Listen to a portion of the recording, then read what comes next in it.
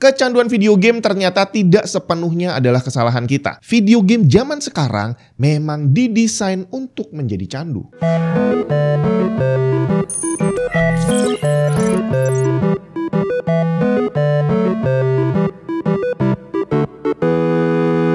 Kalau kamu ketemu sama orang gila di jalan, terus kamu deketin dia dan kamu bilang, "Mas, kayaknya kamu butuh bantuan psikolog deh." Kira-kira apa yang akan terjadi? Apakah kamu didiemin, ditinggal pergi, atau malah digampar? Ya iyalah, orang gila kok diajak ngobrol. Yang gila siapa coba? Kita ganti contohnya. Kamu punya teman kerja, terus dia orangnya normal, tapi ternyata akhir-akhir ini dia kelihatan terganggu. Udah mulai nggak fokus. Akhirnya kamu datangin dia dan kamu bilang, "Mas, kayaknya kamu butuh bantuan psikolog deh." Kali ini kira-kira apa yang akan terjadi? Kayaknya ada kemungkinan saran kamu bakal didengerin. Kenapa hal ini bisa terjadi? Saran yang sama disampaikan kedua orang yang bermasalah kok bisa dapat respons yang berbeda. Orang yang pertama sudah terlalu gila, sedangkan orang yang kedua ini masih ada akalnya, masih waras bre. Gangguannya cuma sedikit jadi masih bisa dikasih saran. Nah, hal ini berlaku bukan hanya ke gila atau setengah gila, tapi juga ke gangguan mental lainnya. Gangguan mental ini contohnya kecanduan judi online, kecanduan ngegame, kecanduan gacha, dan sejenisnya. Tapi kita fokuskan kecanduan video game aja, nggak usah yang lainnya. Dimana kecanduan video game ini ranahnya juga luas banget. Dari yang paling ringan, hanya sekedar main dan nggak bisa berhenti, sampai ada lagi yang namanya impuls untuk beli, terus-terusan keluar duit.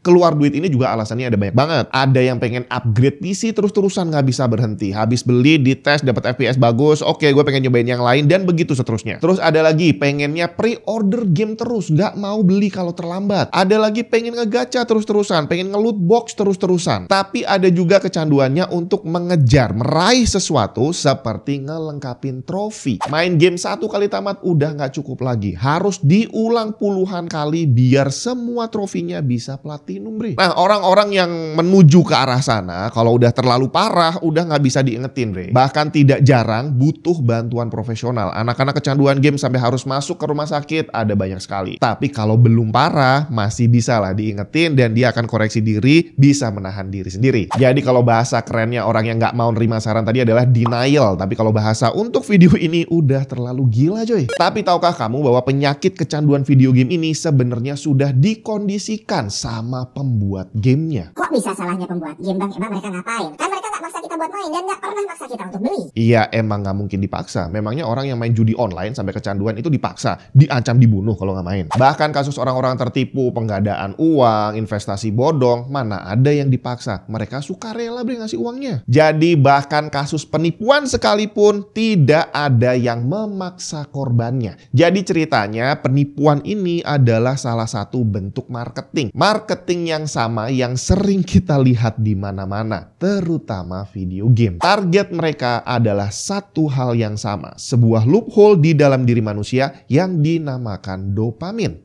Pernah dengar pasti. Dopamin adalah sebuah neurotransmitter, zat yang diproduksi di otak yang mengatur banyak hal seperti motivasi, kesenangan, serta reward, perasaan puas saat kita berhasil meraih sesuatu. Dalam level normal, dopamin ini sangat dibutuhkan oleh tubuh. Kalau kurang bisa bahaya, kita jadi nggak punya motivasi apapun dalam hidup. Dikasih gaji gede, biasa aja, nggak jadi semangat. Dijanjiin hadiah RTX 5090 kalau berhasil nyelesain kerjaan sebelum deadline juga nggak ngaruh. Kerjanya tetap lambat aja karena kita tidak terpancing oleh sistem reward seperti itu. Tapi kalau berlebihan juga bahaya bre. Kamu iseng nyoba tebak kartu, kamu tebak 2 keluarnya 3, kurang dikit lagi dopamin keluar, muncul rasa rewarding ini tadi, kurang dikit lagi dapat. Coba kedua kalinya kurang dikit lagi, dopamin keluar lagi, sampai akhirnya dicoba berkali-kali dan over dopamin, kecanduan judi tebak kartu. Nah, dopamin inilah yang menjadi target marketing, terutama video game. Yang mereka jual adalah kalau nggak ikutan rugi, kalau nggak beli sekarang rugi. Yang dipicu adalah perasaan FOMO di dalam diri kita. Begitu kamu nyobain sekali, misalkan beli game pre-order nih, kalau nggak beli sekarang rugi. Nah, begitu kamu beli, langsung ada dopamin yang keluar. Dan parahnya, dopamin ini sifatnya adalah continuous. Begitu udah diproduksi, muncul rasa puas, akan ada keinginan untuk lanjut lagi. Di luar video game, cara-cara seperti ini banyak dimanfaatkan, seperti contohnya marketplace. Mereka ngasih diskon tanggal kembar. Seolah-olah kalau kita belanja nggak di tanggal kembar, sadar kita bakal rugi. Padahal seringkali ternyata nggak ada spesialnya, bre. Pernah sekali waktu saya nyoba belanja di tanggal kembar, tapi begitu di luar tanggal kembar, saya coba cek harga barangnya, ternyata sama dong. Kurang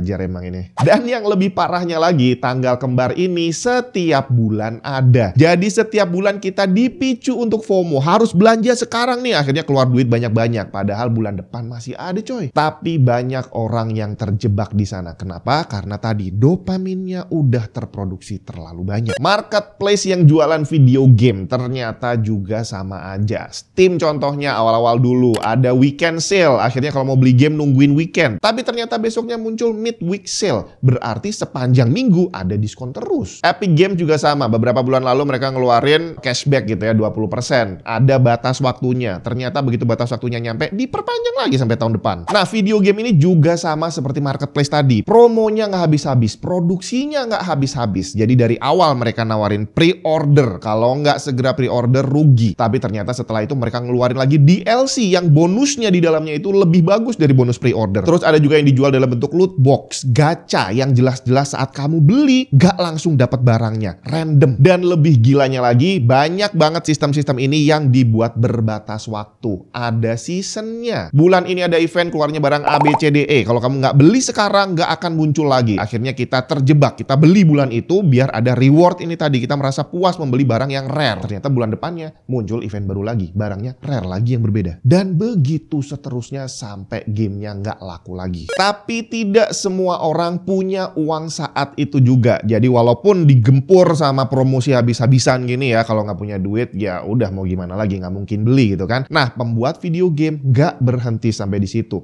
Yang dikejar bukan hanya orang untuk keluar uang, tapi untuk terikat sama gamenya dan susah untuk lepas. Gimana caranya? Ya tadi yang diincer dopamin. Gimana caranya diproduksi terus. Dan untuk bisa memproduksi dopamin yang ditawarkan adalah sistem reward. Bahwa kalau kamu mencapai sesuatu, ada pencapaian, ada hadiahnya dan bikin kamu merasa puas. Maka dibuatlah sistem trofi. Badge. Setiap kali kamu menyelesaikan misi tertentu akan muncul, oke dapat trofi gold, oke dapat badge ini, badge itu dan seterusnya. Bahkan orang yang main game single player yang sebenarnya nggak suka online, jadi dopaminnya itu sebenarnya ya dalam batas normal, itu dipicu dengan cara seperti itu. Yang awalnya kamu main cuma nembak-nembak doang, tiba-tiba muncul pop up Headhunter completed. Ternyata kamu sudah berhasil menembak 10 musuh di kepala dan dapat hadiah, ada trofinya. Dan waktu kamu lihat ada trofi selanjutnya, bunuh 50 musuh untuk dapat trofi selanjutnya. Dan itu yang akan menjadi pemicu kamu untuk main lagi headshot terus-terusan. Dan akhirnya tanpa kamu sadari, tadi awal main masih sore, ternyata sekarang udah hampir pagi. Dan itu berlangsung setiap hari. Dampak negatif dari dopamin ini semakin diperparah dengan adanya sosial media. Kalau awalnya kita main game cuma di rumah sendirian, begitu kita dapat trofi, kita dapat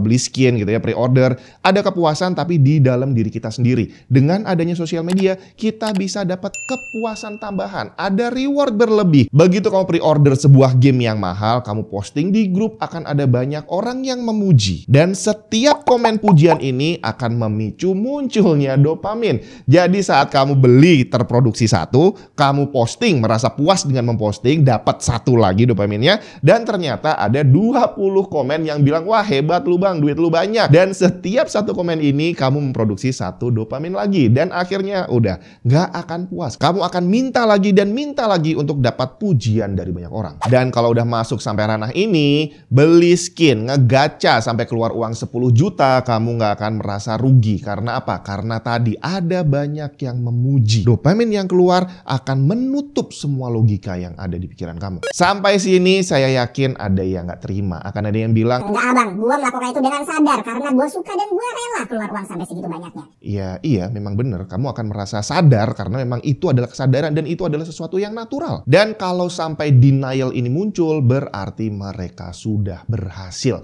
Dan sekali lagi, ini bukan salah kamu. Ini adalah wiring otak kita. Ini adalah naturalnya manusia memang seperti itu. Produksi dopamin itu memang real, ada. Dan sebenarnya itu digunakan untuk mendukung kehidupan kita sehari-hari. Tapi Tapi ternyata ada loophole sebesar ini yang bisa dimanfaatkan sama orang lain. Jadi kalau kamu memang bilang, enggak gue yakin ini bukan karena dopamin, gue emang suka. Ya udah nggak masalah, silahkan lanjut aja. Tapi kalau kamu merasa terusik, iya ya jangan-jangan ada yang nggak beres sama gue nih. Silahkan cobain beberapa trik yang akan saya sampaikan ini. Yang pertama, kamu harus mulai mengidentifikasi apa yang memicu perasaan pengen lanjut lagi. Apakah trofi, apakah beli sesuatu, atau yang lainnya. Begitu kamu sudah tahu pemicunya dan kamu mulai merasakan pengen nyobain lagi, pengen lanjut lagi, stop dulu sebentar. Gak usah lama-lama, berdiri, bikin kopi dulu, bikin mie dulu, makan dulu, atau keluar cari nasi goreng. Intinya adalah tahan dulu. Kasih jeda. Dopamin sifatnya pengen segera, pengen cepet-cepet. Dan segala macam delay itu akan bisa membantu untuk menurunkan efeknya. 5 menit, 10 menit, semakin lama semakin bagus. Kedua, kalau dorongannya adalah berhubungan dengan membeli barang, berarti kita coba lakukan mempersulit cara bayarnya. Kalau tadinya ada sistem one click langsung bayar, atau mungkin langsung auto debit dari kartu kredit atau dari kartu debit, hilangkan semua. Pakai aja kartu prabayar, pakai voucher, atau pakai dompet digital di mana kamu harus top up dulu, kamu harus beli vouchernya dulu. Tujuannya adalah tadi menunda dorongan untuk membeli langsung saat itu juga. Ketiga, belajarlah untuk bertanya secara objektif. Kalau saya lanjutin ini, kira-kira apa manfaatnya? Setelah keluar uang 7 juta untuk gacha, apa manfaatnya? Kalau saya main ngejar trofi nih sampai 100 jam, tiap hari begadang sampai subuh, kira-kira apa manfaatnya? Mungkin di awal kalau kamu udah terlalu dalam kecemplungnya di sini ya, bakal berat untuk melakukan itu. Bahkan tidak menutup kemungkinan butuh bantuan profesional. Tapi nggak ada salahnya dicoba dulu di rumah kalau memang ada keinginan untuk segera lepas dari kecanduan ngegame. Dan kalau bisa sih nyobanya langsung aja sekarang. Atau ngopi dulu.